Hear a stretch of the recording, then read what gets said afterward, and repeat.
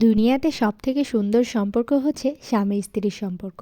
আর এরকম বিশেষ একটা দিনে আপনার প্রিয় মানুষটা থেকে যদি আপনি সারপ্রাইজ পান, তাহলে বিষয়টা কেমন হয় একটু বলুন তো? হ্যাঁ, আজকে কিন্তু আমি ঠিক এভাবেই সারপ্রাইজ হয়েছি। আজকে কিন্তু আমি ওরকমভাবে দিনটাকে উদযাপন করতে চাইনি, কিন্তু আপনার ভাইয়া স্পেশাল করে দিয়েছে। দেখেন কত সুন্দর করে সে আমাকে সারপ্রাইজ দিয়েছে। আমি আসলে কল্পনাও করতে পারিনি যে এরকম তারা প্ল্যানিং করতেছে। সকাল থেকেই অন্য দিনের মতো আজকের দিনটা ছিল সাদামাটা। আমিও একটু কাজে ব্যস্ত ছিলাম। তার ফাঁকে মেয়ে আর আপনার ভাইয়া সবাই মিলে বলল কি আজকে হচ্ছে তারা একটু স্পেশাল খাবে। যেহেতু আজকে আমাদের অ্যানিভার্সারি ছিল। তো যেই বলা সেই কাজ, আমি রান্না-বান্না করছিলাম, ওদিকে একটু ব্যস্ত ছিলাম। আর এই ফাঁকে আমার ভাই আর আপনার ভাইয়া সবাই মিলে চলে এসছে দেখেন আমাকে সারপ্রাইজ দিতে।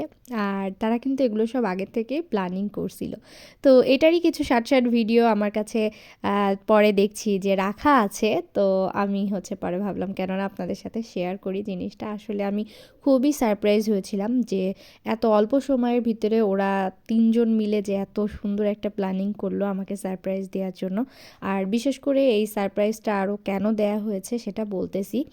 আর কিসের জন্য কেন দেয়া হয়েছে সবই আমি ডিটেলসে বলতেছি। দেখেন এই যে এত সুন্দর একটা ফুলের তোড়া দিয়ে সারপ্রাইজ করছে, আমি তো পুরাই ফিদা হয়ে গেছি।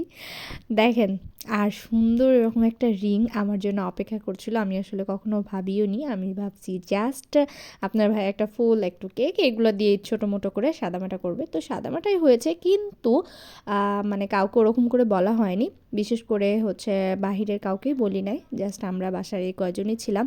আর এই সব কিছু করা হয়েছে শুধু একটা মানুষকে ঘিরে, সেটা হচ্ছে আমার মেয়ে। আমার মেয়ে হচ্ছে চাচ্ছিল যে তার ভাই এই দুনিয়াতে এসছে, আসার পরে এই প্রথম তার বাবা আর মার অ্যানিভার্সারি আমাদের ৪ জনার যেহেতু।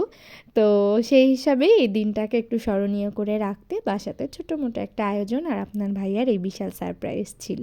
সবাই দোয়া করবেন আমাদের জন্য, আমরা যেন একে অপরের সাথে এভাবেই থাকতে পারি।